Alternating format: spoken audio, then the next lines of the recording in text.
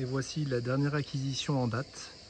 Donc c'est le BG Protector de Biogens qui cette fois-ci va être raccordé à du CO2.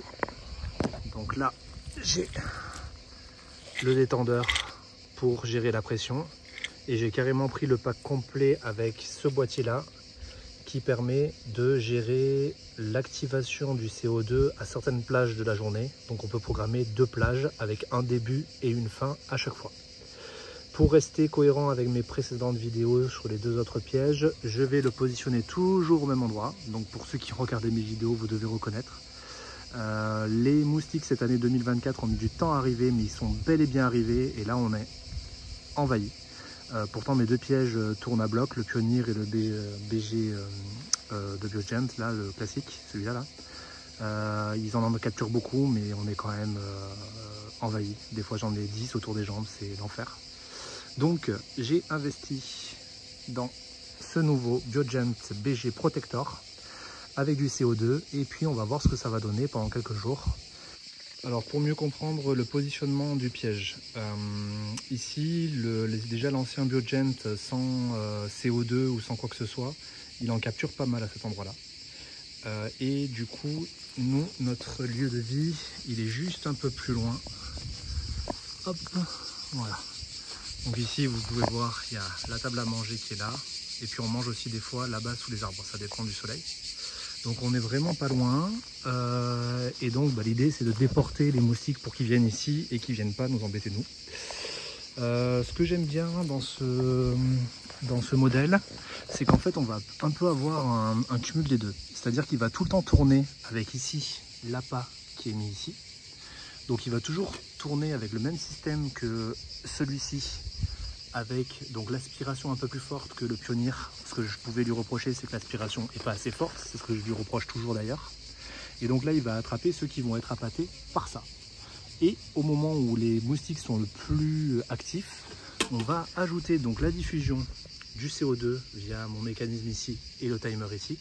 Ça va diffuser du CO2 et ça va amplifier l'appât pour les moustiques. Donc il est tout le temps actif, 24 heures sur 24, mais par contre, il va utiliser du CO2 et donc coûter un peu plus cher que à des moments précis de la journée où on veut vraiment pas être embêté. Donc moi pour l'instant, j'ai programmé de 11h30 à 14h et de 16h30 à 21h. Et voilà, la bouteille de CO2 est reliée. J'ai mis la pression à 0,5, il y a une petite marque verte pour nous dire jusqu'où il faut aller. Ensuite, donc ça part sur le petit tuyau là, ça va sur mon boîtier avec les programmations. Et puis ensuite, ça va rentrer là-dedans pour diffuser le CO2 aux heures que j'ai programmées. Alors, détail important, je le dis pas dans les autres vidéos, à aucun moment je suis sponsorisé par les marques. Je suis un particulier comme un autre. J'achète tout ce beau matériel avec mes fonds personnels. Et mon seul but dans ces vidéos, c'est de partager mon expérience avec ces appareils parce que malheureusement, je n'ai pas trouvé de comparatif comme ce que je fais là. Et c'est pour ça d'ailleurs que je l'ai fait. Donc voilà, c'est juste du partage et je ne suis ni rémunéré pour ça, ni on m'envoie ces appareils pour faire de la pub pour eux. Si un jour ils le font, ce sera avec grand plaisir que je les essaierai pour vous. Mais pour l'instant, c'est pas le cas. Voilà, je tenais à clarifier ce point-là. Voilà, donc c'est la première fois que le CO2 se met en route. On voit qu'il y a une petite flèche vers le bas ici qui indique que c'est en route. Il y a marqué aussi S2 là, c'est la programmation. Deuxième programmation du coup.